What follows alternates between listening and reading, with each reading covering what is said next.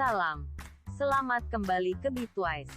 Baru-baru ini, Ethereum menjalani peningkatan dari model Proof of Work ke mekanisme konsensus Proof of Stake yang disebut The Merge. Hari ini, kita akan berbicara tentang beberapa potensi risikonya, tetapi sebelum itu, Anda harus memahami asas peningkatan ini. Kami memiliki episode lengkap tentang ini. Lihat cut kanan atas. Setelah itu, kembalilah untuk episode ini. Tolong sokong kami dengan berlangganan, sukai, dan berkongsi. Terima kasih. Menurut pengasas Ethereum Vitalik Buterin, penggabungan ini sekitar 55% dari pembangunan yang akan dilakukan di jaringan. Pada akhirnya, tujuannya adalah untuk membuat jaringan lebih boleh skala, berkelanjutan, dan selamat sambil tetap terdesentralisasi. Penggabungan menghilangkan kebutuhan Proof of Work, memungkinkan jaringan diamankan dengan mempertaruhkan Ether. Staking memberi pemegang Ethereum kesempatan untuk mengumpulkan hadiah dengan menyediakan daya komputasi yang diperlukan untuk menvalidasi transaksi dan mengamankan jaringan. Ini juga berarti bahwa semenjak penggabungan, semua transaksi di jaringan sekarang divalidasi oleh staking Ethereum, bukan pelombong. Pengalihan besar kedua yang dipicu oleh perpindahan ke Proof of Stake adalah berkurangnya edaran Ether melalui penghargaan kepada validator atas upaya mereka dalam melestarikan jaringan, sehingga Ether menjadi aset deflasi. Saat ini, mekanisme staking Ethereum hanya menerima deposit yang tidak dapat keluar. Saat ini, Ether senilai miliaran dipertaruhkan di jaringan, dan terjebak di dalamnya, sampai fitur penarikan ditambahkan oleh pengembang Ethereum. Apa arti penggabungan ini bagi pelombong Ethereum? Jaringan sekarang menggunakan bukti kepemilikan untuk menvalidasi transaksi, sehingga membuat pelombongan GPU Ethereum sebagian besar tidak menguntungkan jika tidak sepenuhnya tak berhasil. Jaringan utama Ethereum telah mengandalkan bukti kerja sejak awal, dengan pelombong menvalidasi transaksi blockchain. Namun, lapisan bukti kepemilikan Ethereum, atau rantai beacon, menggunakan pembangun yang menggabungkan transaksi dan validator untuk memverifikasi transaksi. Jumlah kripto yang dimiliki oleh validator akan menentukan kemampuannya untuk memilih atau menvalidasi blok. Dalam upaya untuk membuat jaringan lebih berkelanjutan, penggabungan menggabungkan dua lapisan ini dan mengadopsi Proof of Stake sepenuhnya, membuat pelombong Ethereum tidak produktif karena validator sekarang lebih diberi insentif untuk melestarikan jaringan. Jaringan sebelumnya memegang sekitar 95% dari jumlah hashing GPU, memungkinkan pelombong untuk menvalidasi transaksi dan mendapatkan faedah. Di bawah Proof of Stake, kripto validator dipertaruhkan, yang bertindak sebagai disinsentif bagi mereka untuk bertindak jahat.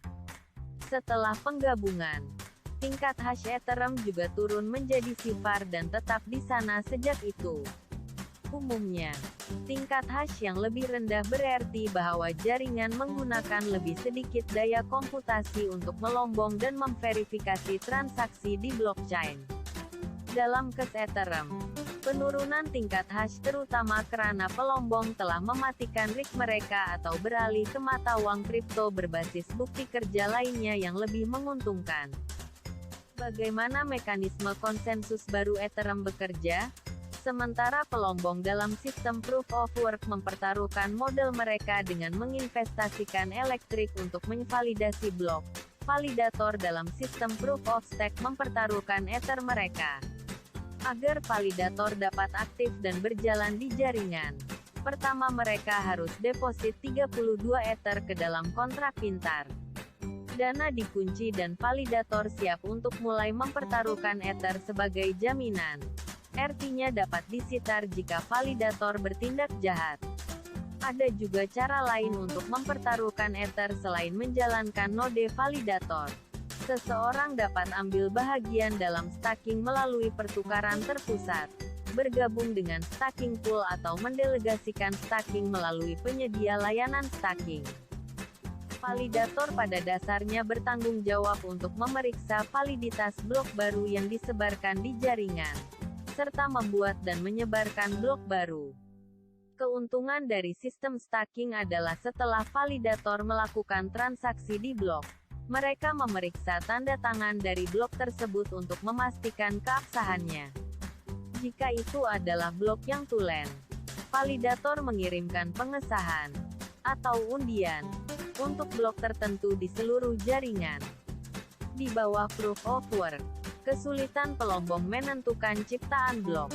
Namun, dalam Proof of Stake, tempo ditetapkan ke dalam slot 12 saat, dan epoch 32 slot.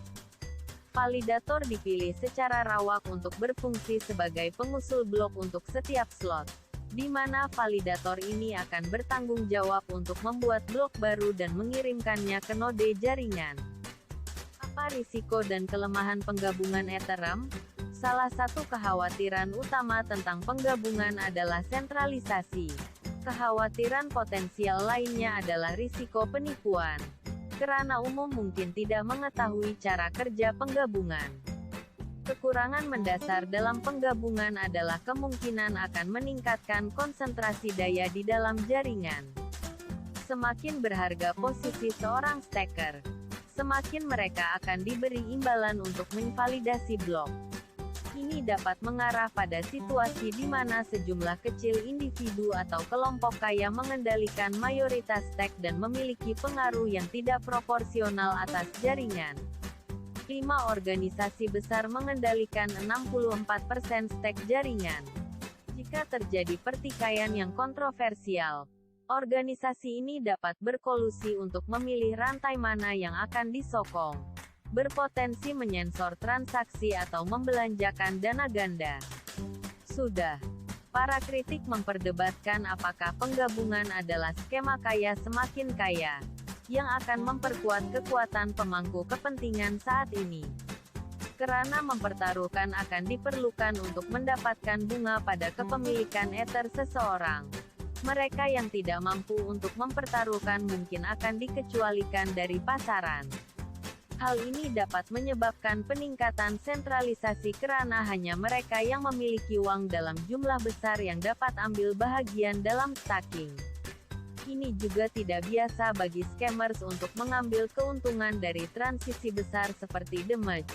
Berpura-pura bahwa pengguna perlu melakukan sesuatu, biasanya melibatkan penyerahan token.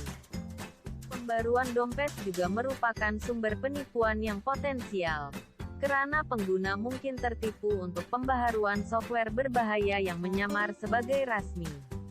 Terakhir, pelombong yang telah melombong di jaringan utama Ethereum selama bertahun-tahun mungkin belum memutuskan untuk melanjutkan rantai lama Ethereum.